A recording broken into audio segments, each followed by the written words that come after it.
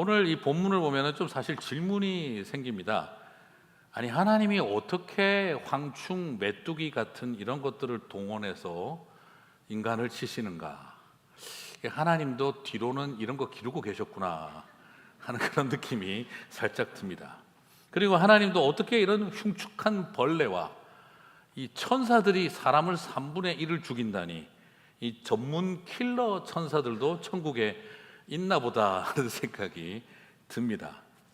그죠? 하나님이 앞으로는 홀리, 거룩, 뭐 하얗게 투명하게 하시는데 알고 보니 천국 뒷골목에는 황충과 메뚜기 떼들이 있고, 그리고 언제든지 공격할 4명의 킬러 천사들이 항상 대기 중에 있는, 이 은근히 앞다르고 뒤따른 모습이었던가 하는 이 애매한 생각이 드는 부분이죠. 그래서 하나님은 은근히 좋은 것 같은데 무서운 분이다 하는 두려움이 우리의 마음속에 있습니다. 그리고 또한 재앙은 어떻게 하나님이 이렇게 내리실 수가 있을까? 사람을 죽일 수가 있는 심판을 하실 수가 있을까? 무서운 마음을 갖게 되기도 하죠. 자, 그런데 오늘 저는 여러분과 함께 하나님을 무서워하실 것이 아니라는 것을 설명드리고 싶습니다. 그리고 또한 우상의 본질이 무엇이고 재앙과 심판의 본질이 무엇인지를 오늘 살펴보면서 우리에게 주시는 교훈을 찾고자 합니다. 자, 먼저 첫 번째 질문을부터 해결을 해보겠습니다. 어떻게 하나님이 황충과 메뚜기 이런 것들을 사용하실 수 있는가 하는 것이죠. 자, 먼저 황충 같은 메뚜기 떼가 땅에 올라와서 전갈의 권세로 사람을 공격합니다. 과연 하나님은 평소에 이렇게 초대형 벌레들과 갑각류를 사용하셔서 인간을 이렇게 공격하도록 은근히 딴 데다가 농장을 만들고 계셨던 것인가 하는 애매한 질문이 생기죠. 그러나 이게 과연 하나님이 만드신, 하나님이 사용하시는 것들이라고 말하기에는 곤란합니다. 자, 1절과 3절을 읽어보면은요, 이거는 하나님의 것이 아니라 오히려 사탄의 것이고 하나님 나라의 것이 아니라 제국의 것이구나 하는 것을 느끼게 됩니다. 5째 천사가 나팔을 불며 내가 보니 하늘에서 땅에 떨어진 별 하나가 있는데 그가 무저갱의 열쇠를 받았더라. 그가 무저갱을 여니 그 구멍에서 큰 화덕의 연기 같은 연기가 올라오매 해와 공기가 그 구멍의 연기로 말미암아 어두워지며, 같이 읽겠습니다. 또 황충이 연기 가운데로부터 땅 위에 나오매 그들이 땅에 있는 전갈의 권세와 같은 권세를 받았더라. 자, 이건 분명히 하나님이 사용하는 존재라고 할 수가 없어요. 그렇죠? 누가 봐도 이건 사탄적이고 지옥적인 모습입니다. 다른 구절을 보면은요, 그러면 하늘에서 떨어진 별 하나, 저건 도대체 뭘 말하는 걸까? 하늘에서 떨어진 별 하나, 계시록 12장 9절에 뒤에도 설명 나오고 누가복음에서 예수님이 그 전에도 말씀하셨습니다. 12장 9절, 큰 용이 내쫓기니 옛뱀 곧 마귀라고도 하고 사탄이라고도 하며 온 천하를 꿰는 자라. 그가 땅으로 내쫓기니 그의 사자들도 그와 함께 내쫓기느니라. 자, 이걸 보면 이것은 하나님이 부리는 존재들이 아니라 마귀의 연관성을 갖고 있다는 걸 보게 되죠. 누가복음 10장 18절도 그렇습니다. 예수께서 이르시되 사단이 하늘로서 번개같이 떨어지는 것을 내가 보았노라. 예수님이 그전에도 보셨고, 그리고 계시록 9장에도 떨어졌고 앞으로 12장에서도 또 떨어질 이 이야기들을 계속해서 이야기를 하고 있습니다. 자, 이걸 보게 되면 하늘에서 떨어진 그 별들과 그들이 부리는 사자들, 이 황충과 메뚜기 떼들은 하나님이 부리시는 존재들이 아니라, 하나님이 선용하고자 하시는 존재들이 아니라 하나님을 대적하며 우상 행세를 하며 인간을 괴롭히는 사탄과 마귀의 이야기고, 그들의 이 사자들이라 할 수 있는 제국과 황제의 군대들이다라고 말할 수가 있겠습니다. 자, 하늘에서 떨어지는 별, 이것도 그 맥락입니다. 무슨 말이냐면 세상의 황제와 제국의 권세와 황제는 하나님을 대적해서 높아지잖아요. 마치 자신들이 메시아가 되는 것처럼, 신적인 존재인 것처럼 자신들을 숭배하도록 요구하고 높아졌다가 결국에는 망하고 떨어지고 죽임당하면서 황제들은 무너집니다. 그것이 마치 하늘까지 올라갔다가 떨어지는 별과 같은 존재들인 것이죠. 그런데 이런 자들에게 항상 자신이 힘만 얻으면 다시 군대를 일으켜서 옛날 제국의 영광을 되찾겠다는 욕망이 가득 찬 존재들을 말하는 거죠. 그런데 문제는 뭐냐면 이 땅을 살아가는 우리 인생들이 이런 제국의 권세, 황제의 권세를 무척 좋아하고 그들을 사랑한다는 것입니다. 리스펙트 한다는 것입니다. 무슨 말이냐? 이스라엘이 왕을 세울 때에도 그랬습니다. 우리도 저 제국의 왕들과 같은 왕을 세우게 해 주십시오. 그래서 군대를 거느리고 힘을 가지고 우리를 지켜주고 보호하는 그런 왕을 세우고 싶습니다. 이스라엘 사람들도 끊임없이 제국의 황제와 같은 권세, 군대를 자기들도 갖고 싶어 했었다는 거죠. 이 세상은 말할 것도 없습니다. 왜 굳이 하나님 앞에 머리 숙여 우리는 우리의 제국을 키우고 우리의 황제를 키워서 하나님과 필적하고 대적할 만한 신적 존재들을 믿고 그들을 추앙하고 리스펙트하고 살아가면 되지 하는 생각이 이 세상 가운데 가득했기 때문이죠. 그런데 여러분, 너무나 허망한 것은 그들이 떨어지고 나면 다시 황충과 메뚜기 떼 같은 제국의 군대들을 동원해서 백성들을 죽이는 것입니다. 이게 무슨 말인지 이해하기 제일 좋은 그림을 한번 보시죠. 네, 열심히 외칩니다. After I'm elected, I will become a vegetarian. 참으로 안타까운 것은 저 허무한 양들은 저 늑대의 거짓말을 들으면서도 믿는다는 것입니다. 열광한다는 것입니다. 우리는 너무나 약한 양인데, 야, 저 늑대가 우리의 대장이 되고 왕이 되어주면 저 이빨로 우리를 지켜줄 거야. 저 발톱으로 우리들의 대적들을 찍고 우리를 지켜줄 거야. 수많은 어리석은 양들은 그것을 믿고 약속했잖아, 베지테리안 된다고. 그 말을 믿고 열심히 뽑아줍니다. 그리고 난 결과 우리의 대적들을 향해 이빨과 발톱을 드는 것이 아니라 우리의 자녀들을 향해 발톱과 이빨을 휘두르고 그리고 힘없고 다친 양들을 찢어버리는 무서운 독재자로 변하는 것을 보지를 못한다는 것입니다.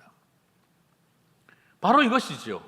하나님 없이, 하나님 필요 없고 우리는 목자 필요 없고 목자가 늘 싸워줘야 되는 그런 목자 말고 나는 차라리 늑대를 섬기겠다. 어리석은 양들은 목자보다 늑대가 더 능력 있어 보이기 때문입니다. 그래서 저 늑대를 왕으로 모시면 우리는 보호받을 거야. 지켜줄 거야. 그러나 그렇게 왕이 된 늑대는 목자 없는 자리에서 양들을 찢어버리는 것입니다. 결국 우리에게 닥치는 재앙과 심판이라는 것은 무엇을 말하는 걸까? 그 재앙과 심판이라는 것은요, 그냥 한마디로 이야기해서 오늘 사자성어가 좀 많이 나올 것 같습니다. 자업자득입니다. 저런 늑대를 채식주의자로 믿어주고 대장으로 삼는 어리석은 양들이 결국 자기 손으로 뽑은 늑대에게 먹히는 일이, 그것이 바로 재앙이고 심판입니다. 하나님이 뭐 굳이 때리고 혼내고 황충 키우고 그럴 필요가 없어요. 그러면 우리 스스로가 저런 늑대 같은 존재들을 임금으로 삼아놓고 목자를 버리고 그들에게 당하고 찢기고 물리며 죽어가는 것입니다. 그것이 재앙이고 심판입니다. 하나님은 굳이 안 때리십니다. 되고 싶은 대로 해라. 그래, 나 필요 없으면 늑대 데리고 잘 살아봐라 하고 그대로 소원 성취 그대로 되는 것입니다. 참으로 놀라운 것은 이 황충 같은 우상들을 의지하고 그러면서도 다시 황폐해지는 그 똑같은 되풀이를 우리는 어리석은 양들은 종말까지 계속해 나간다는 것입니다. 재앙은 자업자득입니다. 자, 그러면 두 번째 질문은, 그러면 하나님은 어쨌든 내 천사들이 사람의 3분의 1을 죽이는데 킬러 천사라고 따로 있나 하는 생각이 듭니다. 여러분, 여섯 번째 나팔 재앙 역시 자업자득입니다. 계시록 9장 13절 15절을 보면은요, 여섯째 천사가 나팔을 불매 내가 들으니 하나님 앞 금제단 네 뿔에서 한 음성이 나서 나팔 가진 여섯째 천사에게 말하기를, 같이 읽겠습니다. 큰 강 유브라데에 결박한 네 천사를 놓아주라 하매 네 천사가 놓였으니 그들은 그년 월일시에 이르러 사람 3분의 1을 죽이기로 준비된 자들이더라. 이 천사들이 왜 사람을 3분의 1이나 죽이지? 근데 여러분, 이 천사가 우리가 알고 있는 착하고 거룩한 그 천사가 맞을까요? 우리 한글 번역이나 영어 번역이 이 엔젤스를 전부 다 천사라고 번역을 해놓다 보니까 좀 헷갈리는 게 있습니다만, 3분의 1이나 죽이는 일을 하는 게 천사의 사명이 맞나요? 그럼 그렇게 생각할 수가 없습니다. 자, 문맥적으로 먼저 한번 이게 진짜 천사가 어떤 종류의 천사인지를 한번 살펴보겠습니다. 계시록 9장 17절 19절 다시 보면은요, 이 네 천사가 풀어놓는 군대의 모양이 어떤지 보시기를 바랍니다. 이 같은 환상 가운데 그 말들과 그 위에 탄 자들을 보니 불빛과 자줏빛과 유황빛 호심경이 있고, 말들의 머리는 사자머리 같고 그 입에서는 불과 연기와 유황이 나오더라. 이 세 재앙 곧 자기들의 입에서 나오는 불과 연기와 유황으로 말미암아 사람 3분의 1이 죽임을 당하니라. 이 말들의 힘은 입과 꼬리에 있으니 꼬리는 뱀 같고 또 꼬리에 머리가 있어 그것으로 해하더라. 자, 일단 요 모양, 이 묘사를 잘 기억을 해보시고요. 그러면 이게 앞에 있었던 8절 10절의 황충에 대한 묘사하고 어떤지 한번 비교해 보시기 바랍니다. 8절 10절입니다. 또 여자의 머리털 같은 머리털이 있고, 무슨 말이죠? 사자머리한 여성들의 그 머리 헤어스타일, 사자머리 스타일을 말하죠. 이빨은 사자의 이빨 같으며 또 철 호심경 같은 호심경이 있고, 그 날개들의 소리는 병거와 많은 말들이 전쟁터로 달려가는 소리 같으며 또 정갈과 같은 꼬리와 쏘는 살이 있어. 지금 이것을 보면 황충의 때를 묘사한 말이나 네 천사가 풀어놓는 기마대의 모습이나 거의 똑같습니다. 약간의 묘사의 차이가 있을 뿐 거의 같은 모양인 것을 발견할 수가 있어요. 그러면 한번 정리해 봅시다. 여러분, 천사가 결박당할 리가 있습니까? 천사 중에 체포당해서 있다, 네 천사가 결박당해 있다, 이건 볼 땐 우리가 알고 있는 소위 거룩한 천사는 아닌 것 같아요. 그죠? 결박당한 천사가 있다, 이것 자체가 말이 안 되죠. 그리고 두 번째로 큰 강 유브라데에 결박당했던 네 천사라 그래요. 큰 강 유브라데, 만약 하나님이 사용하시는 거룩한 천사라면 큰 강 유브라데가 아니라 요단강 근처에서 풀려야죠. 그러면 큰 강 유브라데는 뭘 뜻하는 걸까요? 유브라데 강은 우리가 잘 알고 있는 티그리스 유프라테스 강이 있는 메소포타미아 문명의 발원지를 말합니다. 메소포타미아 문명에서 그 문명의 발원지였던 유브라데 강에서 네 천사가 풀려났다는 말은 그 메소포타미아 문명을 지배해왔던 4대 제국의 영적인 존재들, 악한 존재들이 자기들의 권세를 찾기 위해 다시 힘을 일으켰다는 말과 같은 뜻입니다. 우리가 잘 알고 있는 끊임없이 이스라엘을 대적하고 죽이려고 들었던 수메르 제국, 아수르 제국, 바벨론 제국, 페르시아 제국, 우리는 그 메소포타미아 문명에서 4대 제국들이 일어나 수메르와 아시리아와 그리고 바벨론과 페르시아가 끊임없이 하나님의 백성들을, 남과 북을 정복하고 황폐화시켰던 것을 우리가 기억을 합니다. 바로 그곳에서 큰 강 유브라데의 결박이 풀린 네 천사들은 문자 그대로 하나님이 사용하시는 거룩한 천사들이 아니라 바로 사탄과 어둠의 권세의 앞잡이였던 제국의 권세와 황제의 군대들을 말한다는 것입니다. 그들이 과거의 영광을 되찾기 위해 메소포타미아에서 로마 문명을 향해 다시 대대적인 자기들의 나라를 회복하겠다고 드는 전쟁이 벌어지는 것을 설명하는 것과 같은 이치입니다.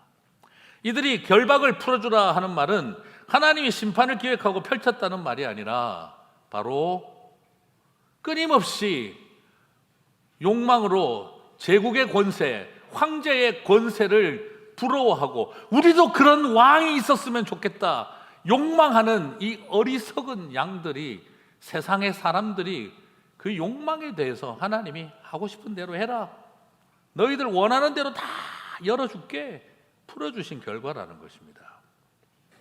영어로 에인젤스라고 다 돼 있는데 이걸 꼭 굳이 그렇게. 근데 여러분, 헬라어에서 앙겔리우스, 앙겔리온이라고 하는 이 에인젤이라고 번역하는 이 헬라어 단어는 원래부터 기독교적인 용어가 아닙니다. 그냥 그것은 영적인 대리자라는 뜻입니다. 영적인 대리자의 역할, 사자의 역할, 영적 사자의 역할을 하는 스피리추얼 앰베서더 같은 그런 컨셉을 가지고 있는 거예요. 그것을 기독 신약 성경을 쓸 때 하나님이 사용하시는 그 천사에도 사용되어지고, 어둠의 권세, 사탄과 마귀의 도구로 쓰이는 것도 역시 앙겔리온, 앙겔리우스인 것입니다. 무슨 말 이해가 가시죠? 그죠? 그래서 한글 번역을 할 때 그걸 좀 다르게 번역을 하는 게 더 좋았다는 말이에요. 천사는 하나님이 사용하시는 존재들, 그렇지 않은 것은 그냥 사자 혹은 영물, 이렇게 번역했으면 더 좋았겠다는 생각이 듭니다. 오늘 여기에서 사용되어진 것도 같은 맥락입니다. 그러므로 천사를 말하고 있는 것이 아니라 이것은 내 영물들, 네 가지의 영적인 대리자들이라고 그냥 보시면 됩니다. 누구의 대리자일까요? 하나님이 아니라 제국과 사탄의 대리자들이라는 뜻입니다. 그래도 목사님 좀 무리 아닙니까? 하는 분을 위해 9장 11절을 보시면, 그들에게 왕이 있으니 무저갱의 사자라. 여기 사자라는 표현은 똑같이 영어로 옮기면 에인젤이라고 번역하면 됩니다. 똑같은 앙겔리온이 사용이 되어져 있어요. 그러면 무슨 말입니까? 무저갱의 천사는 없죠, 그죠? 바로 악한 영들이라는 것입니다. 그리고 아까도 봤죠? 하늘에서 별이 떨어짐에 그 사자들도 함께 쫓겨나니, 그 사자도 뭐겠습니까? 역시 영어로 옮기면 에인젤이라고 번역해도 된다는 겁니다. 그러나 그건 하나님이 사용하시는 거룩한 천사들이 아니라 무엇이죠? 사탄의 앞잡이들이 되어지는 악한 영적 존재라는 뜻입니다. 우리 한글 번역이 다 깔끔하게 되어 있지 않다 보니까 약간 헷갈리는 건데, 문맥만 보시면 무슨 뜻인지 다 아실 수가 있습니다. 영어도 다 엔젤로 되어 있어요. 그래서 조금 헷갈리는 겁니다. 자, 그러면 이것을 통해서 우리가 발견하게 되어지는 것은 결국 뭘 말하느냐? 바로 이 네 개의 영물들이 그 티그리스강, 유프라데스강 근처에서 일어나서 그들이 자기들의 옛 제국의 영광을 찾겠다고 세상을 공격해온다, 이 말인 것입니다. 그러니까 생긴 게 사자머리 같고 연기와 유황이 나고 꼬리는 뱀 같고 꼬리에도 머리가 달리고, 그렇게 날름날름거리는 뱀처럼 다가오고 있는 것이 정상적인 것입니다. 자, 그렇게 한다면 이것을 보고 있으면 참 우리가 좀 어렵기는 한데요, 이제 재앙과 심판의 본질을 살펴보겠는데, 그러면 하나님께서 어떻게 우리를 향해서 이렇게 하실 수 있나? 아닙니다. 이건 결국에는 우리 소원대로 된 것입니다. 자중질환이고 이제제제입니다. 없는 말 만들어봤습니다. 네. 이제제제. 네. 자, 그러면 이 이야기가 뭐냐 그러면, 지금 우리가 보면은 이게 황충이 나오고 뭐 기마대가 나오고 이게 뭔 소린가 싶지만, 이것은 그 당시 로마 시대를 공포로 몰아넣었던 파르티온 기마대의 이야기를 그대로 따온 내용들입니다. 사실적인 묘사입니다. 로마는요, 파르티온과 매우 심각한 전투 트라우마가 있었어요. 특히 파르티온과 가장 치열한 전투가 카라이 전투라고 있었는데, 당시 로마의 군사령관은 케사르와 폼페이우스의 삼두 정치를 이끌었던 마르쿠스 리키니우스 크라수스였습니다.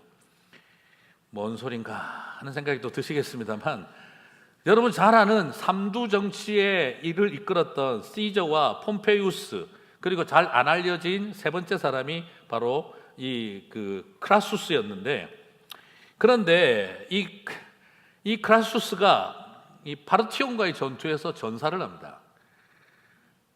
자, 지금의 그 터키 남동부 지역인 메소포타미아의 카라이라고 하는 곳에서 파르티아의 장군 수레나와 전투를 벌였는데요. 놀랍게도 파르티온의 기마대 1만 명에게 로마 정예병사 4만 3천 명 중에서 2만 명이 전사를 하고 1만 명이 포로로 잡혀가고요. 그리고 크라수스까지 전사해서 로마를 충격과 공포로 몰아넣었던 전투가 있었어요. 로마 역사상 가장 치욕적인 전투라고 이야기를 합니다. 이게 여러분 보시는, 저기 보시면은 어디서 많이 본 그림이죠, 그죠? 예, 저게 바로 뭐냐면 그 당시에 저 파르티온의 기마대의 모습은 우리가 소위 알고 있는 파르티온 샷이라고 해서 뒤로 돌려서 활을 쏘는 요 샷을 가장 능수능란하게 잘 펼쳤던 사람들입니다. 유럽 사람들은 이 사람들만 알고 있는데 사실 이것을 가장 또 잘했던 사람들이 고구려, 그리고 또한 몽골, 우리가 잘 알고 있는 그 시대의 사람들이죠. 그래서 우리 고구려 벽화를 봐도 파르티온 샷이라고 해서 뒤로 돌려서 쏘고 있는 저 그림이 있는 걸 발견할 수가 있고, 요즘도 한국에서 말 좀 탄다는 사람들은 전부 다 뒤로 쏘는 것을 볼 수가 있습니다. 자, 그러면 이게 이제 뭘 뜻하냐 그러면은, 파르티온은 이 군기병을 가지고 있었는데 말꼬리를 뱀처럼 만들어 가지고 꼬아서 머리에 뱀의 형상을 한 머리를 달고, 그리고 말꼬리가 뱀처럼 보이게 하고 뛰는데, 그들은 앞에 와서 활을 쏘는 게 아니라 항상 옆으로 돌면서 뒤로 파르티온 샷을 날리는데, 사람들이 따라가면 공포에 휩싸이는 것입니다. 뱀 같은 것이 자꾸 꼬리를 흔들면서 쳐다보고 오지요. 뒤로 쏴대는 그 화살은 너무너무 무서웠던 것입니다. 자, 지금 이게 왜 중요하냐? 그런데 마지막 때에 하나님이 다시 그런 군대를 일으키는데 그 수가 2만 만이라고 합니다. 그렇다고 한다면 기마대가 2억 명이라는 뜻입니다. 이런 파르티온 샷을 날리는 기마대가 2억 명이 나온다는 것이죠. 파르티온 1만 명의 기마대로 로마가 참패했는데 2억 명의 기마대가 공격한다면 세상은 황폐와 재앙 그 자체가 되는 것입니다. 로마가 망할 거라고 누가 상상이나 했겠습니까?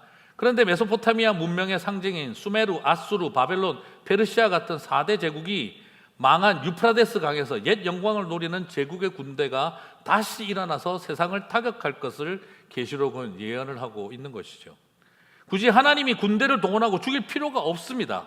탐욕과 야만으로 가득한 제국과 제국이 서로를 싸우고 죽이겠다고 덤벼드는 것입니다. 로마와 헬라의 제국과, 그리고 다시 그 메소포타미아 문명의 제국들이 일어나 목숨을 건 전쟁을 벌이겠다라는 이야기가 보이는 것이지요. 제국의 황제들은 교만하게 말했습니다. 이이제이다. 오랑캐 같은 작은 것들을 통해 오랑캐를 제압한다라는 전략을 폈습니다. 그런데 오늘 우리가 살펴보니까 하나님의 전략은 무엇입니까? 이제제제입니다.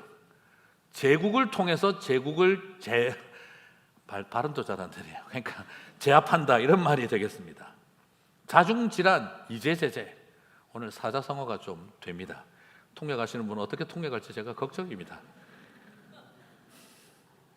세상은 왜 망합니까? 하나님이 잔인해서 망하는 것이 아니라 우리의 탐욕과 우리의 욕망이 자멸과 공포로 몰아가는 것입니다. 그러므로 여러분, 다른 어떤 것이 아니라 고대 사회는 그렇게 자기들이 가진 욕망으로 서로가 싸우면서 망해가는 것이죠.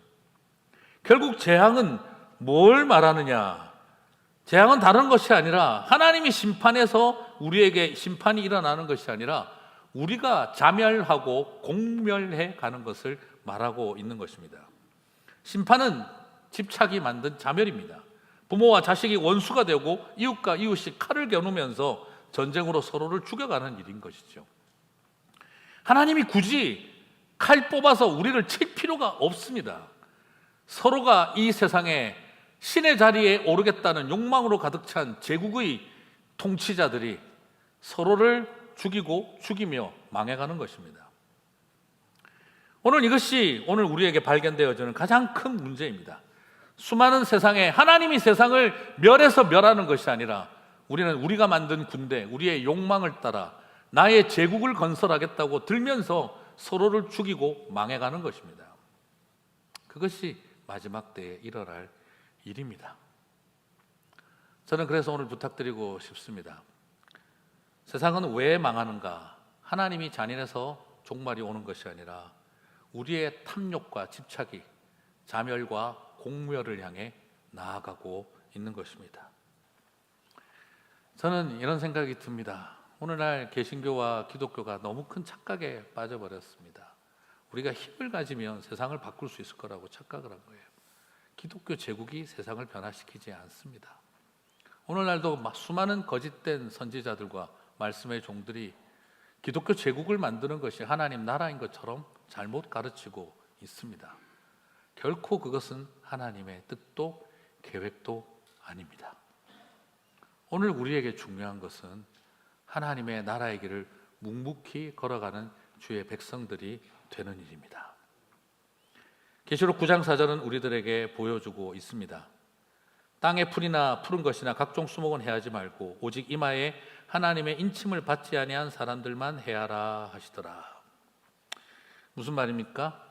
우리 하나님은 당신의 백성들을 끝까지 지키신다는 겁니다. 여러분, 우리에게 소중한 것은 주님이 우리를 결코 버리지 않고 끝까지 지키신다는 겁니다. 그러므로 세상을 부러워할 필요가 없는 것입니다. 인치심, 이건 결국 뭘 말하는가? 여러분, 출애굽 때 10가지 재앙 시 6월절에 문설주에 바르던 보혈을 기억하십니까? 주님은 그 피를 기억하고 죽음의 사자들이 패스오버하게 하셨습니다. 바로 똑같은 것입니다. 하나님은 저와 여러분에게 예수 그리스도의 십자가의 보혈과 성령의 인치심을 통해서 저와 여러분을 죄와 사망의 권세로부터 지키십니다.